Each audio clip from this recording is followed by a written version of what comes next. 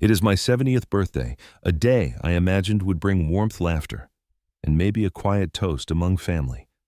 Instead, I stand in the middle of the living room with candles still flickering on a half-melted cake when my daughter's voice slices through the air like broken glass.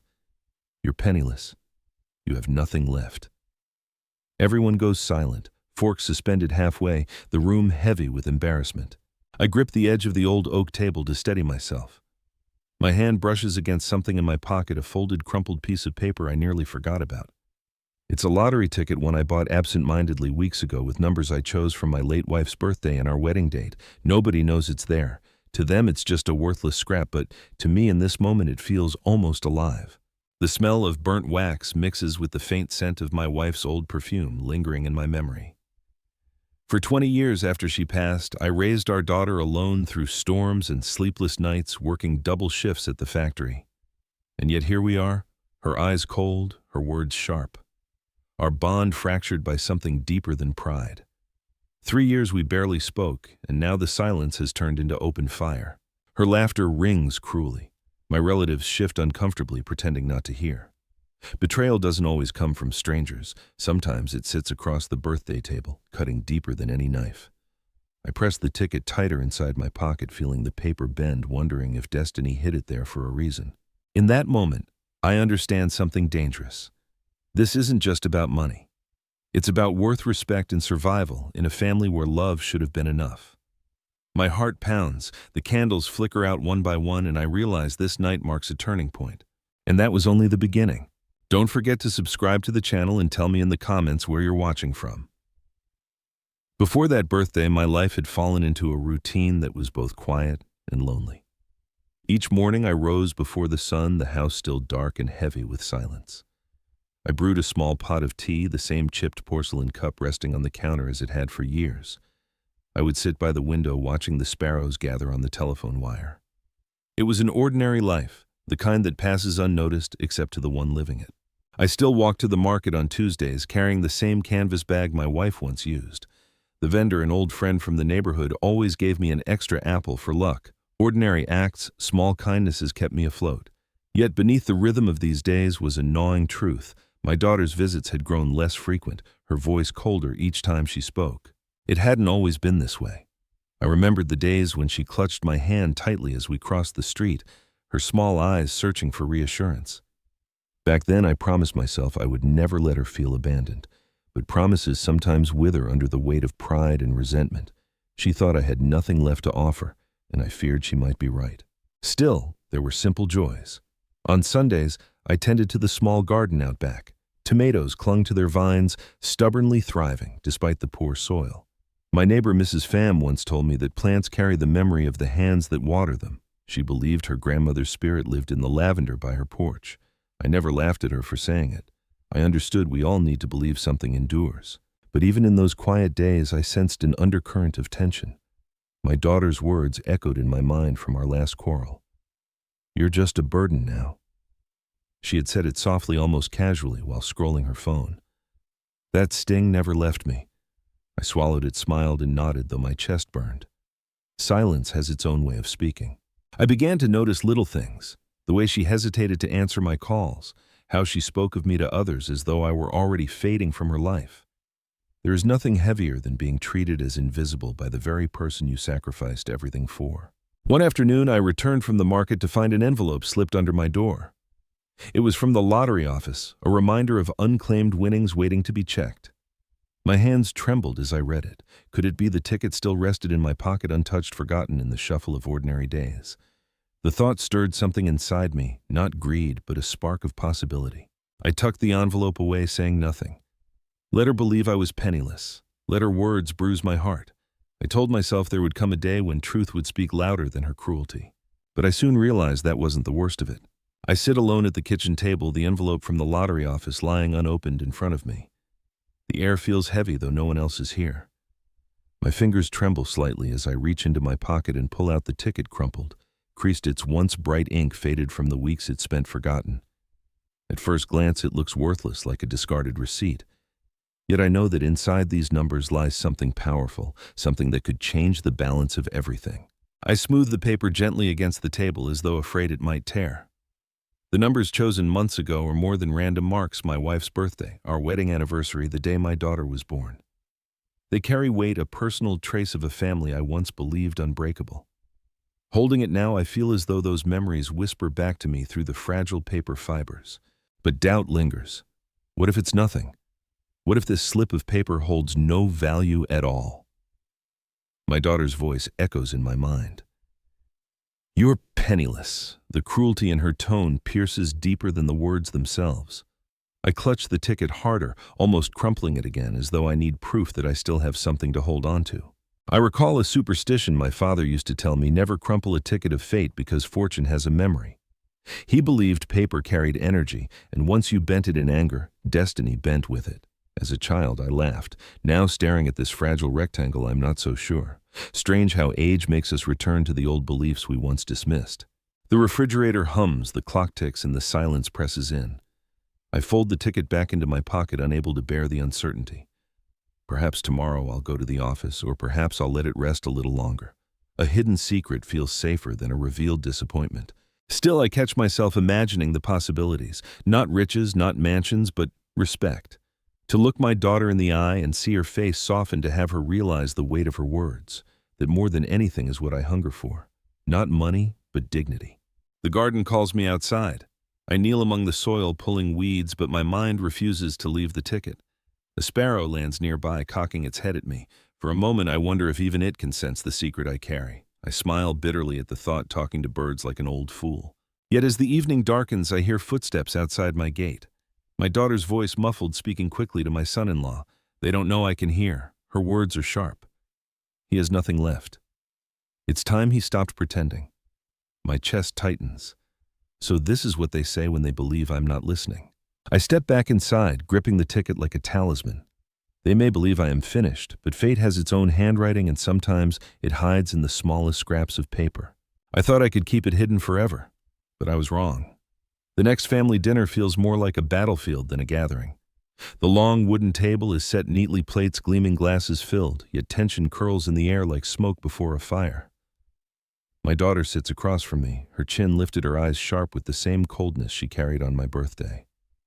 My son-in-law sits beside her, whispering into her ear every now and then, his lips curling into smirks he doesn't bother to hide. I keep my hands folded neatly on my lap, the crumpled ticket resting silently in my pocket. Its edges prick my thigh, a reminder of the secret I'm keeping. I choose silence, not because I have nothing to say, but because sometimes silence is the most powerful answer. Dinner begins. Forks scrape against porcelain, the sound louder than any words spoken. My grandson, too young to understand, taps his spoon against his glass, laughing innocently. For a fleeting second, I smile at him, a fragile reminder that not all bridges have been burned. But my daughter notices, and her frown deepens as though even my smile offends her. Then it happens. She leans back in her chair, her voice cutting through the clatter. "Father, you should stop pretending. You can't even pay for yourself anymore. You're penniless." The words hang in the air, heavy and suffocating. The relatives gathered glance at me, then quickly down at their plates. No one speaks for me. No one dares. I feel the weight of humiliation pressing down, but I remain still. My silence is deliberate, a calm surface hiding a storm. In that silence, I hear everything: the nervous cough of my nephew, the rustle of someone shifting uncomfortably in their seat, the faint ticking of the clock on the wall. Silence has its own way of speaking, louder than anger, sharper than reply. I take a slow sip of water, my eyes fixed on the candle flickering between us. She expects me to argue, to defend myself, to crumble, but I do none of these things. My silence unsettles her more than any words I could summon. She shifts in her seat, her voice rising slightly. "Do you hear me? You're nothing without us." I finally raise my eyes to meet hers, calm, unflinching. For the first time, she looks away. The dinner continues in uneasy quiet. My son-in-law clears his throat, trying to mask his discomfort, while others chew quickly, eager to leave. I stay seated, steady as stone, though inside my chest the truth burns to be revealed. As I leave the table that night, I slip my hand into my pocket, feeling the fragile paper once more. The time hasn't come yet, but soon, I tell myself, soon. But I soon realize that wasn't the worst of it. When I return home after that uneasy dinner, the house feels heavier than usual. The ticking clock on the wall echoes in the emptiness, each second dragging across the silence.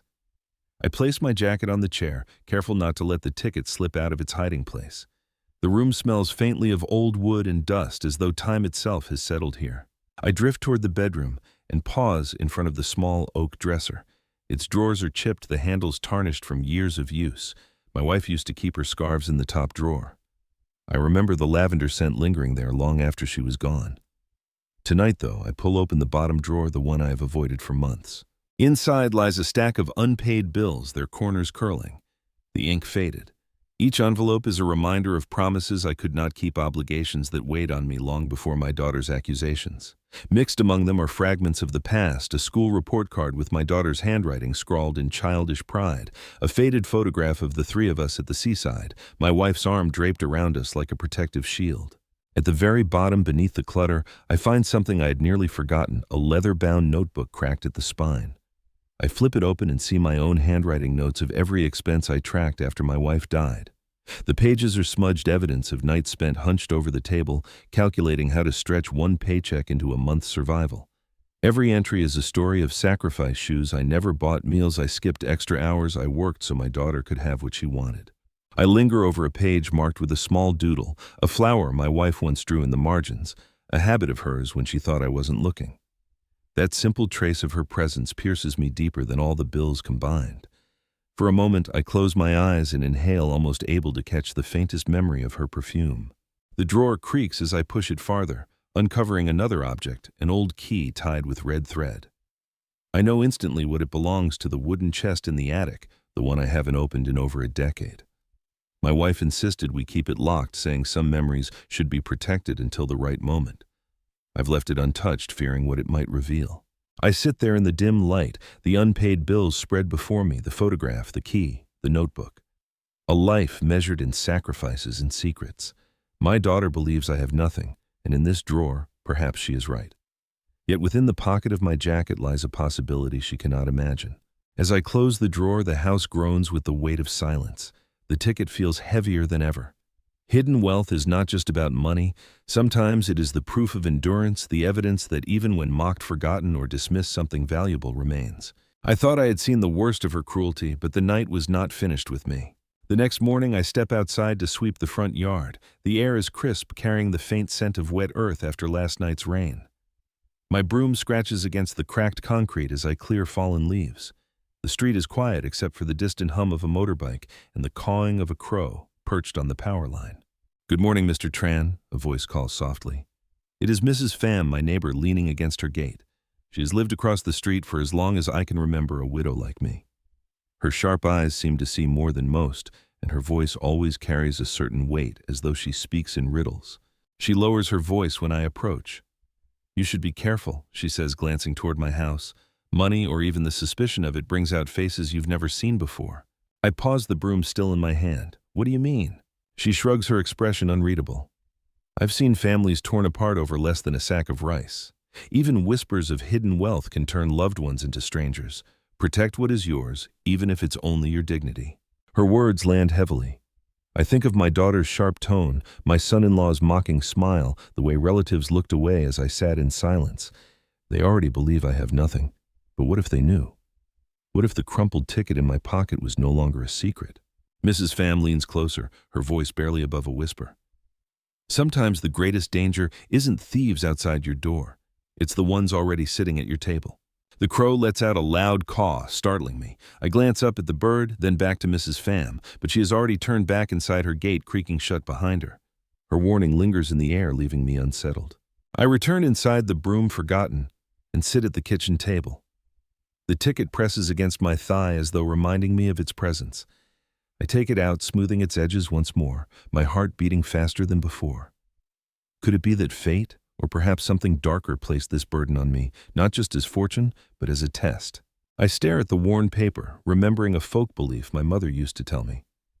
When a crow cries 3 times near your house, expect betrayal before sunset. Superstition, I tell myself, but still the echo of the crow's call rattles inside my chest. For the first time, I wonder if keeping silent might be more dangerous than I thought. I thought I was prepared for betrayal, but I was wrong. The days that follow stretch long and cold. My daughter no longer calls, not even out of formality. Before, she would at least check in once a week, asking briefly about my health or if I needed anything. Now, silence. When I dial her number, it rings endlessly until the line disconnects. Once she answered only to say she was busy, her tone clipped, and then she hung up before I could respond. I tell myself she must have work responsibilities, her own family to tend to. Yet the truth gnaws at me. She is choosing distance, deliberately building walls where once there were none. I see it in the smallest details, the way she avoids passing by my house when visiting the neighborhood, the way my son-in-law steers her away when I catch sight of them together. Loneliness fills the space where her laughter used to be. I spend afternoons in my small garden watching the tomatoes ripen, trimming the basil leaves, but my mind drifts back to her absence. There is a Vietnamese proverb my mother often repeated, "Cha me nui con bien ho lai lang con nui cha me ke thang keng a." Parents raise children with endless oceans of care, but children care for parents only by counting the days. I never thought those words would one day feel like my truth. One evening, I see her walking on the opposite side of the street, arm linked with her husband. I raise my hand, calling softly, but she turns her head away as though she hasn't heard. My chest tightens. The streetlight above flickers, casting her face into shadow. For the first time, she feels like a stranger to me. Back inside, I sit at the table with the lottery ticket spread flat before me. Its numbers blur through my tears. I think about all the nights I worked double shifts so she could have new clothes, the toys she begged for, the tuition fees that emptied my pockets. I never complained. I gave and I gave, believing love was an unbreakable thread. But now that thread feels cut. A strange quiet fills the room, broken only by the ticking of the clock. Silence has its own way of speaking, and tonight it tells me something I do not want to hear. She no longer needs me, and worse, she no longer wants me. I fold the ticket carefully, slip it back into my pocket, and whisper into the emptiness, "One day you will know." But I soon realize that wasn't the worst of it. The phone rings on a Tuesday afternoon, its sharp tone jolting me from a light nap. I glance at the screen, an unfamiliar number. For a moment I consider ignoring it, but something stirs in my chest, an instinct stronger than habit. I press answer. "Good afternoon, Mr. Tran," a woman's voice says politely. "I'm calling from the provincial lottery office. We're following up on a notice we sent regarding unclaimed winnings. Our records show a ticket purchased under your name might match the draw from last month." My breath catches. I sit upright, gripping the receiver so tightly my knuckles whiten. Are you certain?" I manage to whisper. "We can't confirm without verification," she replies, calm and professional. "But we strongly advise you to come in with your ticket as soon as possible. If no claim is made within the deadline, the prize will be forfeited." Her words echo in my ears long after the call ends. For a moment the world narrows to the fragile paper hidden in my pocket. My heart thunders with both excitement and fear. Could it truly be, or will I stand humiliated if I discover it's worthless after all? I set the phone down, my palms damp. The quiet house suddenly feels alive with possibilities. I picture my daughter's face when she screamed at me in front of everyone, "You're penniless." The sting of that humiliation burns anew. What would she say if she knew? Yet caution tugs at me. Wealth, even the rumor of it, can turn blood into poison. I recall Mrs. Pham's whispered warning. Sometimes the greatest danger isn't thieves outside your door, it's the ones already sitting at your table. Her words feel heavier now, as though she knew this call was coming. I stare at the ticket lying folded in my notebook, its edges softened from handling. My father once told me that opportunity often arrives disguised as fear. Perhaps this is what he meant. Still, the thought of revealing it terrifies me more than losing it. The sun dips lower outside, painting the sky with streaks of orange. I sit at the table, the ticket before me, the phone beside me, torn between two paths: to keep silent and safe, or to claim the truth and risk everything. I whisper to myself, soon, not yet. The time will come. But I thought I could decide freely. And I was wrong. Another family dinner, another trap of words waiting to be sprung. The table is crowded tonight, cousins, uncles, neighbors who have known us for years. Laughter bubbles at first light and casual, but beneath it I sense the undertow. My daughter's eyes find me across the table, sharp as broken glass. She waits until the main course is served, until the clinking of cutlery and chatter fill the air. Then she clears her throat and speaks loudly enough for everyone to hear. "Father, you should stop coming to these dinners if you can't contribute. You're just a burden now." The words fall like stones into the room. Forks pause mid-air. The clatter of plates dies down. My cousin coughs awkwardly. My nephew looks away, and silence ripples across the table like an icy wind. I do not answer. Instead, I take a slow sip of tea, feeling the bitter liquid coat my tongue. My silence unsettles her. She leans forward, her cheeks flushed. "Do you hear me? You have nothing. You are nothing." Her cruelty is sharper in front of others, designed to pierce not just me, but my dignity. I glance around the table. Some guests fidget. Others avoid my gaze. No one defends me. Betrayal is not always loud. Sometimes it is the hush of those who refuse to speak. Inside my pocket, the ticket rests like a secret flame. I press it gently, reminding myself I am not what she believes. I carry something she cannot imagine, a truth that waits for the right moment. I remember a line from an old book my wife loved. "He who knows the truth can sit silently among liars and still be king." I cling to it now. My daughter's words cut, but I will not bleed before her, not yet. The dinner resumes awkwardly. Laughter, forced smiles, brittle. I eat quietly, though my appetite is gone. My daughter smirks, believing she has won some invisible war. But wars are not decided in whispers or cruel words. They end with revelations. When the plates are cleared, I excuse myself. Outside, the night air feels cold, the moon veiled by clouds. I walk home slowly, each step heavier than the last. In my mind, her words replay, bruising but not breaking me. I thought humiliation was the hardest to bear, but I was wrong. That night, unable to sleep, I wander through the house like a ghost. The walls seem to lean closer, pressing in on me with memories. My feet carry me to the small wooden cabinet in the corner of the living room, a place I have not opened in years. Dust coats its surface, the brass handle cold beneath my fingers. When I pull the drawer open, a stack of papers tumbles out, receipts, yellowed letters, scraps of forgotten lists. And there, buried beneath them, lies a faded photograph curled at the edges. I lift it carefully, brushing off the dust, and my breath catches. It is my daughter, no more than 5 years old, sitting on my shoulders. Her tiny hands grip my hair, her mouth open in laughter. Beside us stands my wife, her arm extended, the photographer who captured that fleeting moment of joy. Behind us, the ocean stretches endless in bright sunlight, sparkling on the waves. For a long moment, I just stare at the picture. My daughter's smile is wide and innocent, a face untouched by pride or bitterness. In those days, she clung to me as though I was her whole world. Every scrape on her knee, every fevered night, every whispered dream, I was there. I raised her with nothing but my hands, my sweat, my promises. I sit down heavily, the photograph trembling in my grasp. How far we have drifted. How could the little girl in this photo become the woman who now looks at me with contempt? Betrayal feels sharper when it comes from the one you once carried on your shoulders. I recall another detail, one only I would notice on her left wrist, even in the photo, a faint scar from when she fell off her bicycle. I remember kneeling beside her, blowing on the wound, promising that she was brave, that she would always have me. That scar became a symbol of my vow, and yet now it feels like a scar carved on my heart instead. I slipped the photo into my wallet next to the crumpled ticket. 2 fragile pieces of paper, one holding the memory of who we once were, the other carrying the possibility of what may come. Side by side, they feel like destiny's cruel joke, love and betrayal, pressed together in my pocket. A shiver runs through me as the house creaks under the night wind. Silence fills the room, heavy and watchful, as if the walls themselves are listening. I whisper into the emptiness. She was my treasure, before any ticket, before any money. How did it come to this? The photograph offers no answer, only a frozen smile from a past that feels unreachable. My eyes sting, but I do not cry. Instead, I press the wallet shut and tell myself one day she will remember this girl she once was. One day she will see me again. But I soon realized that wasn't the worst of it. The following weekend, I am invited, or perhaps dragged, to another family gathering.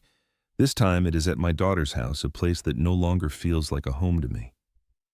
The moment I step through the door, the air feels different too, polished, too rehearsed, as though even the walls know I am an unwelcome guest. We sit around the dining table, the smell of roasted meat filling the room, though my appetite has long withered. My daughter barely looks at me. It is my son-in-law who takes center stage tonight, his voice loud, his smile practiced. He pours himself wine, tapping the glass with his ring for attention. "Father?" He begins with a smirk, though the word feels poisoned on his tongue. "You've had a long life of trying, I suppose. But isn't it time you stop pretending you matter in these affairs you can't contribute? You bring nothing." His words hang like smoke, thick and suffocating. The others shift uneasily, some staring at their plates, some pretending not to hear. My daughter bites her lip but says nothing to stop him. That silence cuts deeper than his cruelty. I grip the edge of my chair, my knuckles white. I want to shout to remind him of everything I sacrificed, the nights I worked through illness, the years I went without, so my daughter could have her dreams. But my voice catches in my throat. I look at him calmly instead, though my heart pounds like a drum. He leans closer, his tone colder now. You're nothing but a parasite, feeding on pity, taking up space. His eyes glitter, waiting for me to break. But I don't. I sit in silence, letting the words hang between us. Inside my pocket, the ticket lies folded like a blade waiting in its sheath. If only he knew. If only either of them knew. My wife used to say that sometimes the cruelest thing is not the words themselves, but the people who laugh while they're said. Tonight, I understand her fully. My daughter forces a smile as though his insult were a joke. That smile wounds me more than his venom. I take a sip of water, my hand steady despite the storm inside me. Around the table, no one dares to defend me. Betrayal does not always shout. Sometimes it whispers in the silence of those who choose to look away. I rise quietly when the meal ends, my chair scraping against the floor. Thank you for dinner, I say softly. My words are simple, but my eyes linger on my son-in-law's face. He looks unsettled by my calmness, perhaps expecting rage. He will never know that my silence tonight is not weakness. It is the calm before revelation. I walk home under the cold night sky, the photograph and the ticket heavy in my pocket. My daughter's laughter drifts faintly from her house behind me. It feels like a door closing. But I thought betrayal had already reached its peak. And I was wrong. That night I sit in my dimly lit kitchen with only the ticking clock for company. My hands rest on the table palms flat against the worn wood, steadying myself. Every insult from my son-in-law, every cruel silence from my daughter replays in my head like a broken record. Each word should have crushed me. Instead, it sharpens me. I think of how my wife used to face storms. She never raised her voice, never threw back the anger given to her. She had a way of letting silence do the work. A quiet man can hold thunder in his chest, she once told me. Tonight, I feel that thunder building. I open my wallet and take out the photograph of my daughter as a child alongside the crumpled ticket. The two papers sit side by side, symbols of love and betrayal, innocence and greed, memory and fate. I study them for a long time, and in that stillness, a decision hardens within me.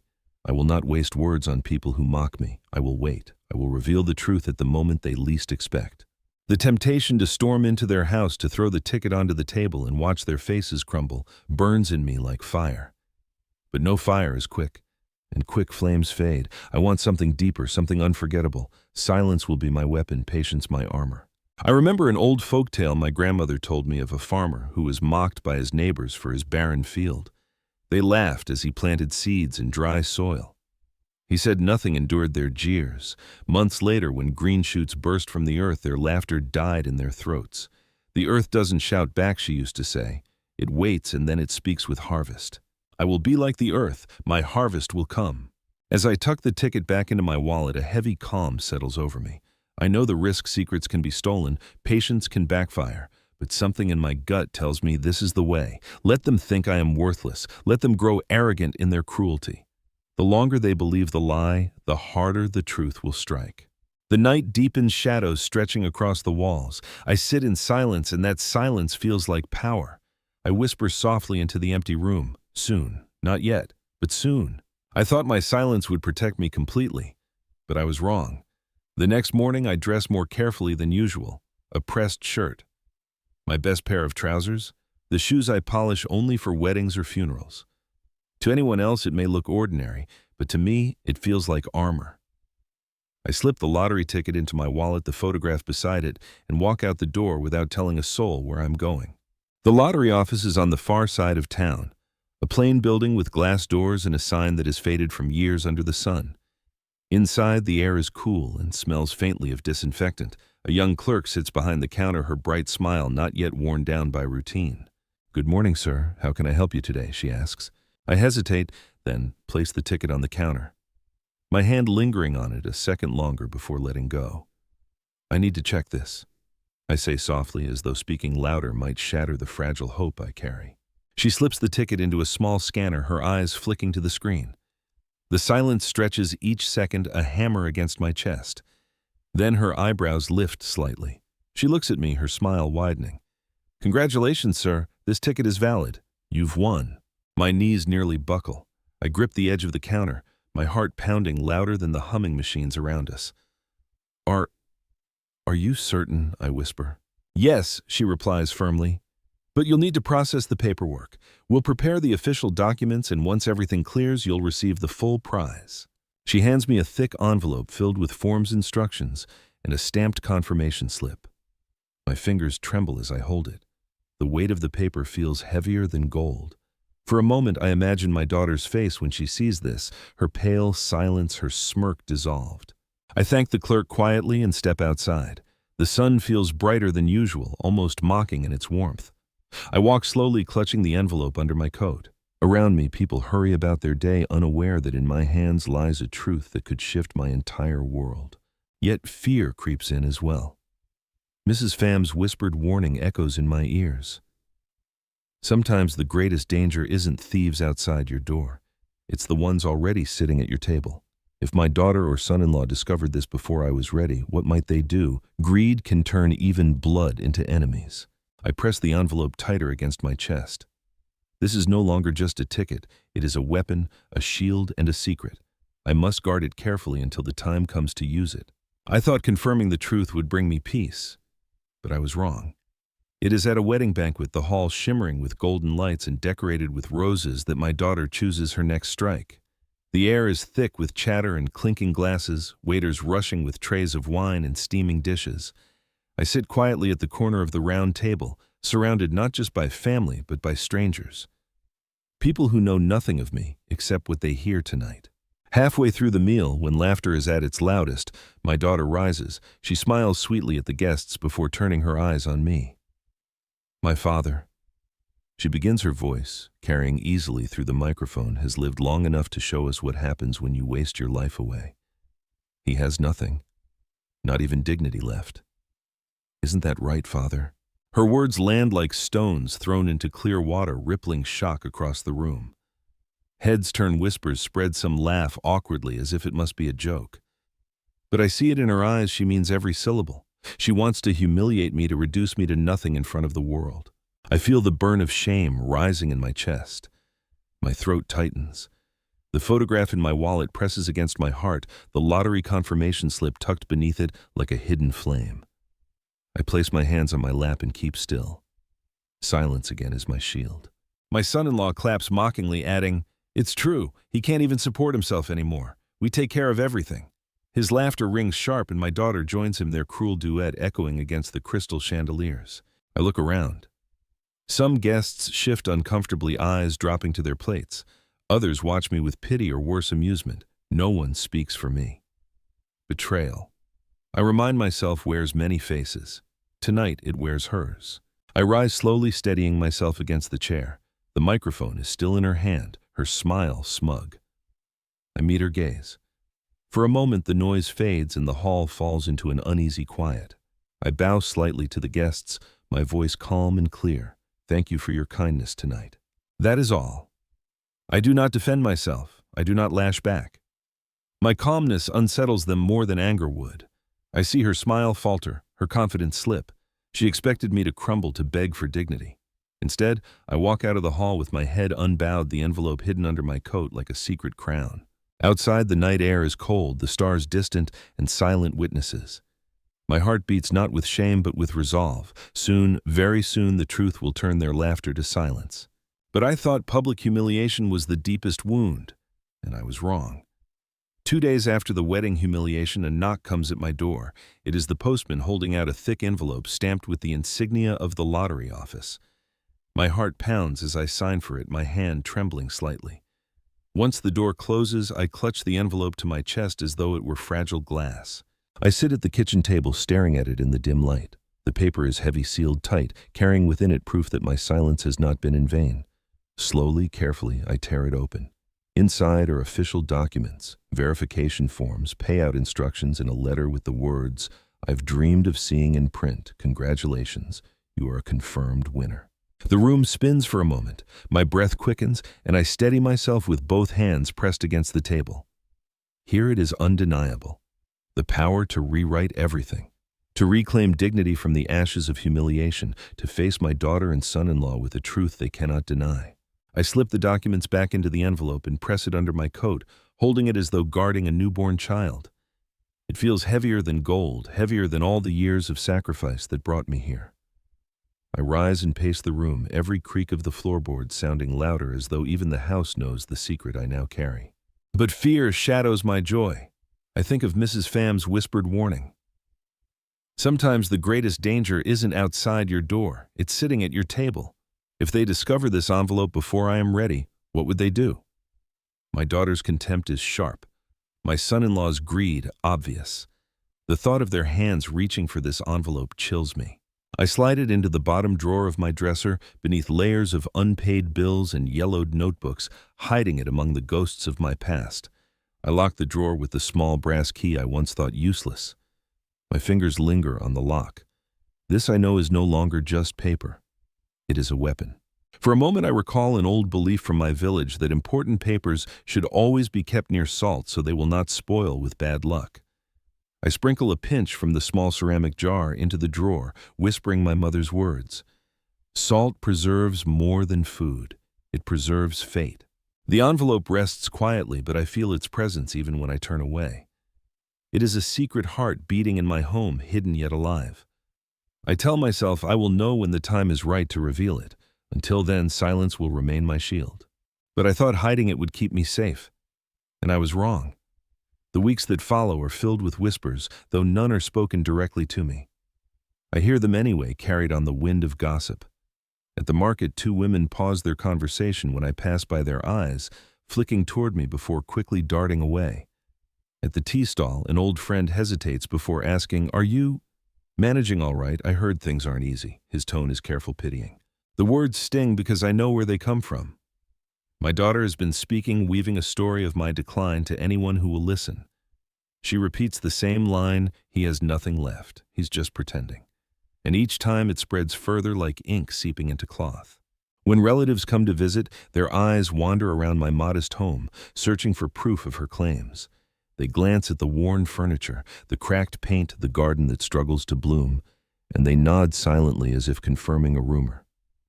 No one asks about my sacrifices, about the nights I went without food so she could eat, or the double shifts I endured until my hands were calloused and raw. They only see what she tells them to see. One evening I overhear her speaking on the phone, her voice drifting through the open window as I walk past her house.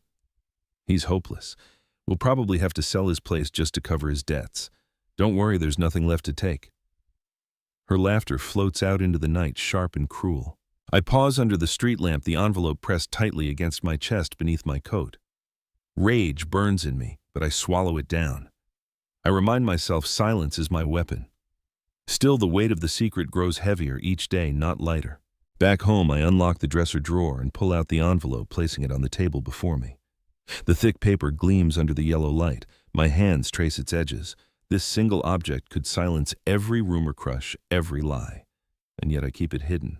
The house groans with the night wind. In that stillness, I remember a line from an old proverb. A tree laden with fruit bends quietly. Perhaps that is my fate, to bow under the weight of this secret until the moment is right. But how much longer can I endure their scorn before the branches snap? I fold the envelope back into the drawer, my hand lingering on the brass key.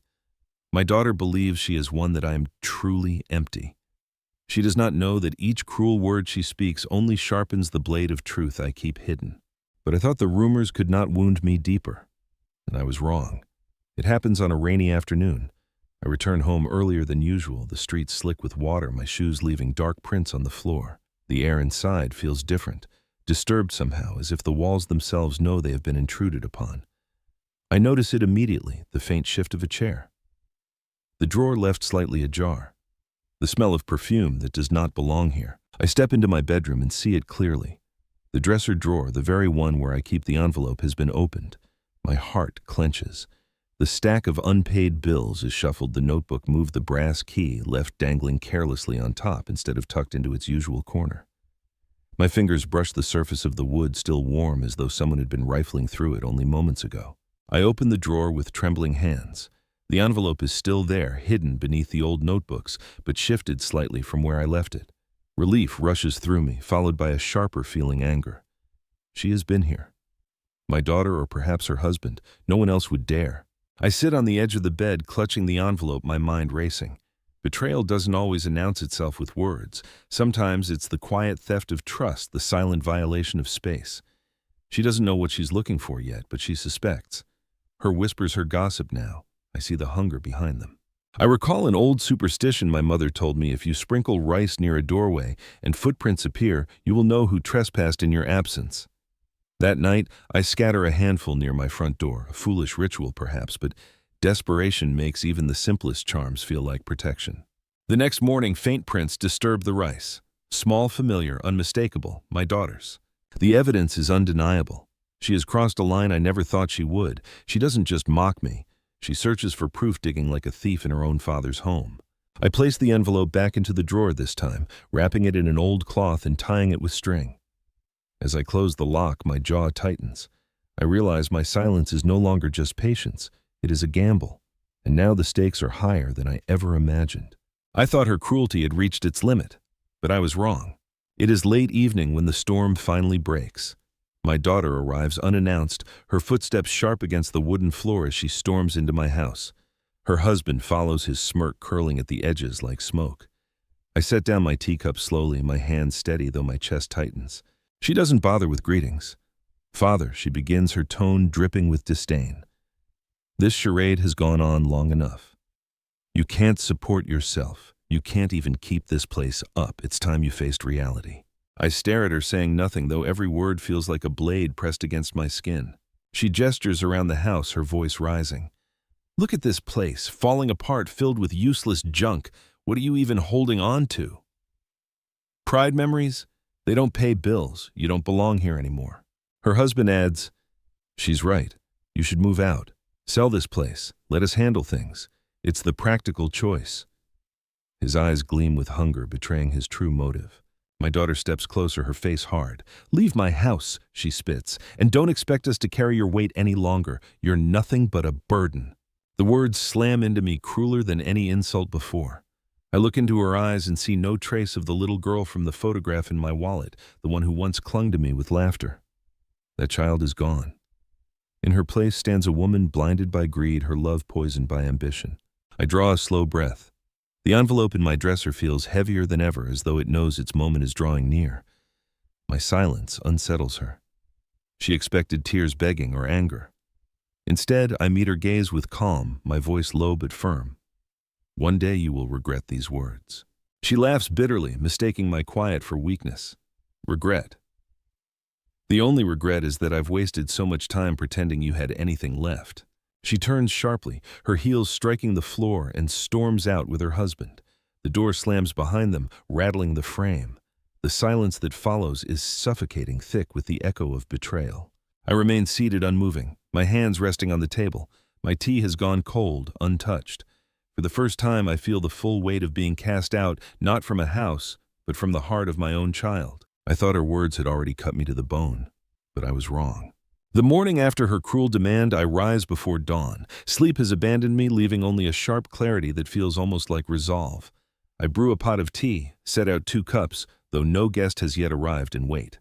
The brass key rests in my palm, warm from my grasp, as I unlock the drawer and retrieve the envelope. Its weight steadies me. Today is the day.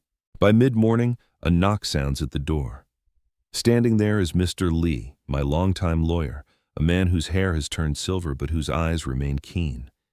He carries a leather briefcase and a calm authority that fills the room the moment he enters. "Shall we?" he asks simply. I nod, gesturing for him to sit. I place the thick envelope before him on the table. His eyebrows lift slightly when he sees the official seal, but he asks no unnecessary questions. With deliberate movements, he opens his briefcase, slides the envelope inside, and locks it with a soft click. "It's safe with me," he assures. As if summoned by fate, the door bursts open minutes later. My daughter and her husband stride in without knocking, their expressions already sharp.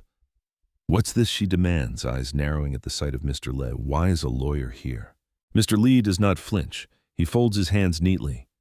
"I'm here on your father's request. Certain matters need to be clarified and protected." Her husband scoffs. Protected from what? He has nothing worth protecting. His laughter fills the room, hollow and cruel. I remain seated, my voice calm. "That's what you've always believed, but belief and truth are not the same. For the first time, I see hesitation flicker in her eyes. She glances at the briefcase, then back at me, her voice rising. What are you hiding? Tell us. The silence that follows feels heavier than any words. Mr. L closes the latches firmly and stands. All in good time, he says smoothly. But for now, know this, your father is not as powerless as you think. Their faces pale confusion and suspicion warring with arrogance. My daughter clenches her fists, her lips trembling, though she tries to mask it with anger. Her husband steps forward, but Mr. Lee's calm gaze halts him in place. I sip my tea slowly, the steam curling upward like a quiet victory. My silence has spoken louder than their mockery ever could. But I thought their fury had reached its limit, and I was wrong. The day of reckoning comes sooner than I expect. Mr. Lee calls a family meeting at his office, insisting that all matters be settled in a formal setting. My daughter and her husband arrive first, dressed sharply, their faces tight with suspicion. I walk in last, the leather briefcase already placed neatly on the polished desk between us. The air is thick, tense. My daughter crosses her arms. What is this about, Father? More of your games? Mr. Lee clears his throat, his voice calm and steady. This is not a game. Your father has entrusted me with documents that concern his estate, his future, and by extension yours. It is best we discuss this openly. Her husband scoffs. Estate. Don't make me laugh. He has nothing. We've seen the bills, the house falling apart. He's penniless. I say nothing. Instead, I watch as Mr. Lee unlocks the briefcase with a soft click. He withdraws the thick envelope, its official seal gleaming under the fluorescent lights. With deliberate care, he lays out the contents, the confirmation slip, the winning ticket, the official notice stamped by the lottery office. The room falls into silence so complete I can hear the ticking of the wall clock. My daughter leans forward, her face draining of color as her eyes scan the bold letters. Congratulations, you are a confirmed winner. Her lips part, but no sound comes. She glances at her husband, who reaches out with trembling fingers to touch the paper as though it might burn him. His smirk vanishes, replaced by stunned disbelief. I remain seated, my hands folded calmly in my lap. Inside, my heart pounds, but my face is steady, unreadable. You said I was nothing. I say quietly, my voice cutting through the silence, yet here is the truth. My daughter sways slightly in her chair, her breath shallow. Her face turns pale, as though the ground beneath her has vanished. She whispers almost to herself, This can't be real. Mr. Lee's voice is firm. It is real and legally binding. Your father is not penniless, far from it. The papers lie between us like a mirror, reflecting the true face of betrayal. For the first time in months, I feel no shame, no humiliation, only clarity. Their cruelty has been exposed under the harsh light of truth, but I thought the reveal would end everything. And I was wrong. The room is suffocating with silence after Mr. Lee's declaration. No one moves. The papers sit on the table, undeniable, their weight crushing every cruel word ever spoken against me. My daughter stares at them as if they are ghosts come to haunt her, her lips trembling but refusing to form words. Her husband shifts uneasily, his bravado leaking away like air from a punctured balloon. I lean back in my chair, letting the quiet stretch. For months, I have lived in their shadow of contempt, swallowing their insults in silence. Now the silence belongs to me. It is not weakness anymore, it is power. Finally, my daughter speaks, her voice thin. Why didn't you tell us? I meet her eyes. Because you never asked. You were too busy declaring what I was worth. My words are calm, but they strike like stones cast into still water. She flinches, unable to hold my gaze. Her husband tries to recover, forcing a laugh that sounds more like a cough. Well, if this is true, then surely we can help manage it. You'll need us to— Enough, Mr. Lee interrupts firmly, his eyes narrow. The winnings and all associated rights belong solely to your father. He has entrusted me with ensuring they are protected from exploitation. The air grows colder. My daughter's face drains further of color, her hands clenching in her lap. I can almost hear her heartbeat racing, the gears in her mind scrambling to rewrite the story she has been telling herself. For me, the silence after their humiliation is louder than any victory parade. It fills me with a grim satisfaction, yet beneath it lies a deeper sorrow. This is not the silence of peace. It is the silence of bonds breaking, of love dying in the shadows of greed. I rise slowly, the chair scraping against the polished floor. I endured your words, your contempt, because I believed blood would always matter. Today, I see it does not. What matters is truth, and truth has spoken. My daughter lowers her head, her shoulders shaking. For a moment, I think it is remorse. Then I realize it is fear. The office feels colder than ever, but I stand tall. The silence stretches once more, a silence that belongs entirely to me. But I thought their quiet defeat would bring closure, and I was wrong. Word travels fast in families. By the time I return home, the truth of the lottery ticket has already spread. Cousins, uncles, even distant relatives begin calling, their voices filled with shock, some with sudden warmth they had long withheld. For months, they believed my daughter's story that I was penniless, a burden to be pitied. Now their anger shifts in a new direction. At the next family gathering, the air is charged, buzzing with whispers. My daughter walks in, her chin high, but her eyes darting nervously. Relatives surround her almost instantly. "How could you treat your father that way?" one aunt hisses. "You lied to all of us," another accuses. "You called him worthless when all along." The voices pile on, louder and sharper. My daughter stammers, her face pale. She tries to laugh it off, to twist the story. "I didn't know. I was only worried about him." But the words falter, collapsing under the weight of her own cruelty, now laid bare. Her husband attempts to intervene, but the cousins turn on him as well. "You mocked him.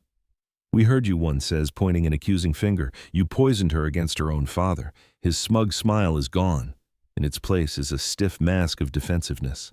I sit quietly in the corner watching. For once I do not need to speak. Justice flows from the mouths of those who once stayed silent. Betrayal that was hidden in shadows now burns under the harsh light of truth. Yet even as satisfaction stirs within me, sorrow lingers. These confrontations cannot rebuild what has been broken. The bonds between father and daughter are not mended by shame. They fray further, unraveling thread by thread. My cousin places a hand on my shoulder. "Brother, you deserved better." His words are kind, but they carry the sting of pity, the reminder that wealth can expose cruelty, but it cannot restore love. My daughter lowers her head, unable to withstand the barrage. Tears glitter in her eyes, though whether they are for me or for her own humiliation, I cannot tell. Her husband whispers something into her ear, his jaw tight, his eyes darting toward me with silent resentment. The room simmers with anger, disappointment, and betrayal. But beneath it all is a truth no one dares to say aloud. The money has not healed us. It has only revealed who we truly are. I thought family outrage would be the final reckoning, but I was wrong. The storm of accusations dies down, leaving the room in uneasy silence. Relatives retreat to corners, muttering among themselves.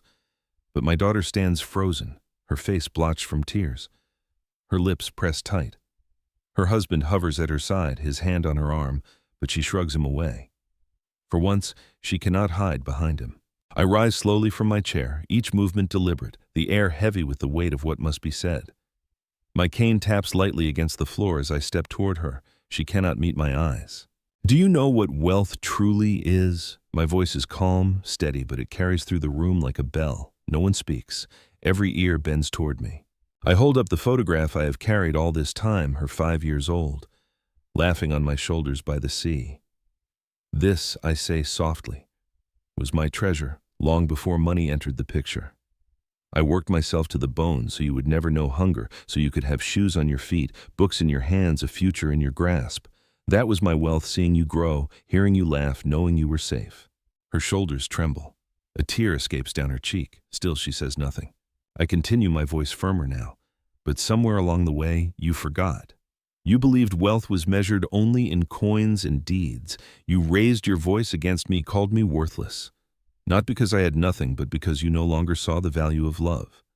You turned inheritance into a weapon, respect into a bargaining chip." I step closer. She finally looks up, her eyes red, her lips quivering. "Father," she whispers, but the word dies in her throat. "Understand this," I say, laying the photograph gently on the table between us. "Money may silence rumors, but it cannot heal betrayal. Wealth may command respect, but it cannot buy back love. If you wish to know true richness, it begins not with paper or numbers, but with how you treat the ones who gave you life." The room is silent, except for the faint hum of the ceiling fan. My words hang in the air like smoke after fire. Relatives avert their eyes, ashamed, while my daughter covers her face with trembling hands. Her husband shifts uncomfortably, but he too says nothing. I turn away, leaning on my cane, my voice soft now, almost a whisper. "Remember this before it's too late. Money comes and goes, but once trust is broken, it rarely returns." I thought speaking these truths would lift the weight from my heart, but I was wrong. That night, after the storm of words and tears, I return home alone. The house greets me with its familiar silence, the same creaks in the floorboards, the same hum of the old refrigerator. I place my cane by the door and sit at the table, the envelope and photograph laid carefully before me. For a long time, I simply stare at them, the two fragile objects that changed everything when exposing the cruelty in my family, the other reminding me of the love that once held us together. I pour myself a cup of tea, letting the steam rise in gentle swirls. Outside, the night air is cool. The garden sways softly in the wind. I remember tending those tomatoes, pruning those stubborn basil leaves, finding comfort in small, ordinary acts. Perhaps wealth is no different. Not the sudden fortune in paper, but the quiet endurance of days lived with dignity. I think of my daughter's trembling hands, her pale face when the truth was revealed. Part of me aches with sorrow, part of me burns with disappointment, but beneath it all is something deeper, forgiveness pressing at the edges of my heart.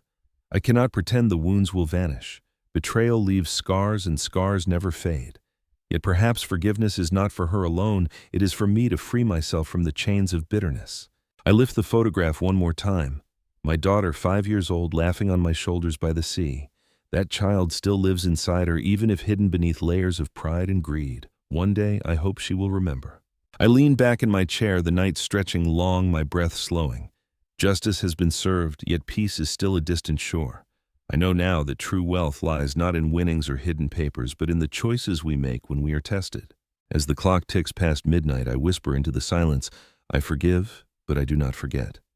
The words settle in the air, neither heavy nor light, but true. Thank you for staying with me through this story. If it touched you, please subscribe and continue with the next story in the playlist.